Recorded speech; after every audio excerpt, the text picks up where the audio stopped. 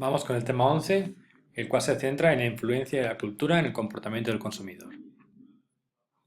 Los objetivos de aprendizaje para este tema son comprender qué es la cultura y cómo influye en el comportamiento del consumidor, comprender cómo la cultura establece estándares de lo que satisface las necesidades de los consumidores, definir cómo los consumidores siempre se están adaptando a experiencias relacionadas con la cultura y ver cómo los valores culturales fundamentales influyen en los consumidores. Vamos a empezar hablando de qué es la cultura. La cultura es la suma total de creencias, valores y costumbres aprendidos que sirven para dirigir el comportamiento del consumidor de los miembros de una sociedad particular. Vamos a ver, por un lado, qué son las creencias y por otro lado, qué son los valores. Las creencias son un gran número de enunciados mentales o verbales que reflejan el conocimiento acerca de algo, es decir, el yo creo. Las creencias son lo que nosotros pensamos acerca de un producto o un servicio, nuestra opinión. Los valores, por otro lado, son creencias, pero estas se distinguen en lo siguiente. Son pocos, sirven como guía de comportamiento, son duraderos, no están vinculados a objetivos y son ampliamente aceptados. Tanto los valores como las creencias son imágenes mentales que afectan un amplio rango de actitudes específicas, las cuales a la vez influyen en la manera en la que una persona responde a una situación o un producto específico. Por ejemplo, cuando pensamos en Volvo, automáticamente solemos pensar en seguridad, mientras que cuando pensamos en Kia, en mercados como el europeo y el estadounidense, generalmente pensamos en producto asequible, de calidad media, incluso media baja. Es muy distinto los valores y las creencias que se tienen en torno a la marca Volvo que los que se tienen en torno a la marca Kia. Las costumbres son modos abiertos de comportamiento que constituyen maneras culturalmente aprobadas o aceptables de comportarse en situaciones específicas. Consisten en el comportamiento diario o rutinario. Vamos a ver a través de un ejemplo cómo la cultura satisface necesidades. En el ejemplo de la comida, la cultura proporciona estándares y reglas acerca de cuándo comer, dónde comer, es decir, en un restaurante lleno. Cuando vemos un restaurante lleno, entendemos que es porque la comida es buena. Es una reflexión que nosotros todo el mundo hacemos debido a nuestra cultura y a lo que pensamos acerca de este tipo de valores. ¿Qué es apropiado comer para el desayuno? Hot cakes, el almuerzo, un emparedado, la comida principal o como bocadillo, algo que de energía pero sin demasiadas calorías. Es decir, definimos qué es apropiado en función de qué momento del día vamos a comer y qué servir a los invitados a una cena en un día de campo o en una boda, por ejemplo, como caso extremo, de manera que la cultura sirve para ir moldeando qué tipos de preferencias de comidas tenemos en función de la situación en la que nos encontramos. Las compañías de bebidas gaseosas preferirán que los consumidores recibieran sus dosis matutina de cafeína de alguno de sus productos y no del café. Como la mayoría de los estadounidenses no considera que una bebida gaseosa sea apropiada para el desayuno, el verdadero reto para las compañías de este tipo de bebidas es vencer a la cultura y no solamente a la competencia. En este caso vemos como el café se ha visto desafiado por todos los flancos, por jugos, leches, tés e incluso también por diferentes tipos de bebidas gaseosas y hasta por algunas con cafeína. Vemos como algunas marcas tratan de moldear nuestras preferencias e incluso modificar nuestra cultura para tratar de alterar nuestros gustos acerca de un producto que acompañe el desayuno, el cual nunca ha sido común como las bebidas gaseosas y a través del esfuerzo de algunas marcas de bebidas gaseosas está empezando a generar un cambio en la sociedad. En Estados Unidos podemos ver gente que toma bebidas gaseosas en el desayuno. Aquí tenemos un ejemplo de una marca, del esfuerzo que hacen algunas marcas para realizar cambios culturales. Aquí tenemos como la Diet Coke, que se presenta aquí a forma de desayuno por la mañana, lo cual es muestra del esfuerzo que hace la marca para crear un cambio cultural. Como decimos, la cultura se aprende. Existen tres formas de aprendizaje. El aprendizaje formal es aquel en el que los adultos enseñan a los miembros más jóvenes de la familia. Por otro lado, el aprendizaje informal, en el que el niño aprende a limitar el comportamiento de otras personas. mientras que el aprendizaje técnico es aquel en el cual un maestro enseña al niño en un ambiente educativo. Vamos a hablar ahora del concepto de enculturación y aculturación. La enculturación es el aprendizaje de la propia cultura, mientras que la aculturación es el aprendizaje de una cultura nueva.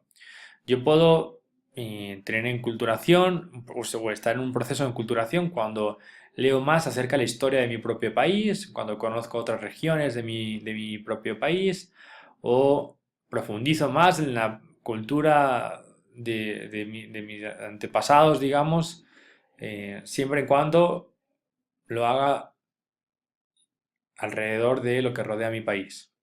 Mientras que la aculturación se realiza con otra cultura. En este caso, culturas diferentes, lugares diferentes, donde nos sirve para enriquecernos y conocer más acerca de otro tipo de culturas totalmente distintas a la nuestra.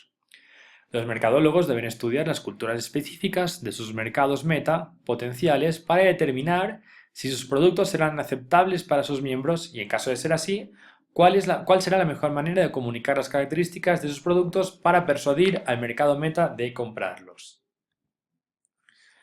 Es importante entender el concepto del idioma y de los símbolos. Los símbolos son utilizados para comunicarse de manera efectiva con la audiencia y transmitir la imagen o características deseadas del producto. Los símbolos pueden ser verbales, es decir, anuncios en televisión y revistas, o pueden ser no verbales. En este caso, la comunicación no verbal incluye el uso de símbolos tales como figuras, colores, formas y texturas, incluso para dar un significado adicional a los anuncios impresos o transmitidos a las marcas registradas y a los empaques o diseños del producto. Aquí tenemos un ejemplo como un símbolo, como es esta flor que dentro tiene un foco, ayuda a entender el concepto que quiere comunicar esta marca, que es amigable con el ambiente, protege el entorno, casi están diciendo que es tan natural como una planta. La capacidad de los humanos para entender de manera simbólica cómo un producto, servicio o idea puede satisfacer sus necesidades facilita a los mercadólogos la venta de características y beneficios de sus ofertas. Un símbolo puede tener varios significados, inclusive contradictorios, por lo que el anunciante debe averiguar qué es exactamente lo que el símbolo está comunicando a su audiencia meta. Aquí tenemos un ejemplo del Mitsubishi Montero. Aquí en el Ecuador se le conoce Mitsubishi Montero. Sin embargo, el nombre original de este auto es Mitsubishi Pajero.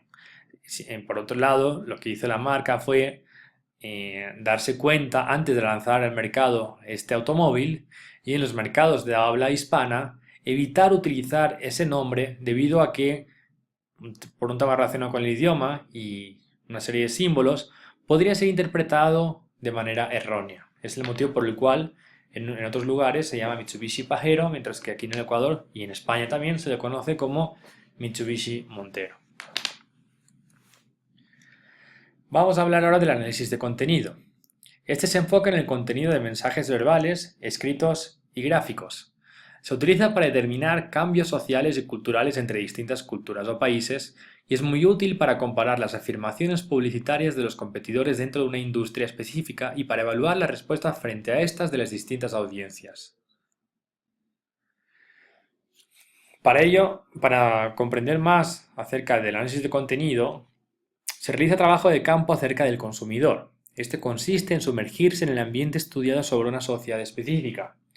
Con base en sus observaciones, los investigadores llegan a conclusiones acerca de los valores, las creencias y costumbres de la sociedad bajo investigación. Aquí tenemos un ejemplo donde Nestlé, aquí en el Ecuador, lo que hace es, algunos gerentes de marketing los lleva a vivir, o los ha llevado en algunas ocasiones, a vivir en barrios de clase baja, sobre todo en Guayaquil, para entender cuál era el comportamiento de compra de este segmento de la población acerca de los productos Nestlé, concretamente acerca de la leche. Se dieron cuenta que había una gran cantidad de personas provenientes de este estrato que compraban la marca Nestlé de leche. Y descubrieron un insight muy importante, y era que en estas casas, digamos, de clase media baja, perdón, más bien de clase baja, incluso algunas son del Guasmo, las personas, en este caso las amas, la abuelita de la casa que vive con su hijo o con su hija, incluso con sus nietos, compra la leche Nestlé y la guarda exclusivamente para sus nietos porque tiene la percepción de que los niños que tomen Nestlé van a tener un futuro mucho mejor. Entienden que van a crecer más sanos, más inteligentes. Ellos creen que la leche Nestlé les da más inteligencia y por ello hacen un esfuerzo muy grande para adquirir este producto y únicamente permiten tomar la leche a los más pequeños, la leche marca Nestlé a los más pequeños de la casa. A esta conclusión se llegó fruto de un estudio hecho a base de a través de un trabajo de campo, mediante la vivencia y la experiencia de compartir el día a día con familias, con personas provenientes de este estrato social. Además, las características distintivas de la observación de campo son que sucede dentro de un ambiente natural, a veces se realiza sin que el sujeto lo note y a veces no, también, como hemos visto en el caso de Nestlé, y se enfoca en la observación del comportamiento. Otro ejemplo de trabajo de campo cerca del consumidor, mediante observación, es cuando los investigadores se ubican en el supermercado y analizan el comportamiento de compra de una persona, ¿sí? Y ven a dónde ve, qué productos coge, qué productos deja, qué tipos de marca consume, sin que el consumidor sea percibido de que está siendo observado.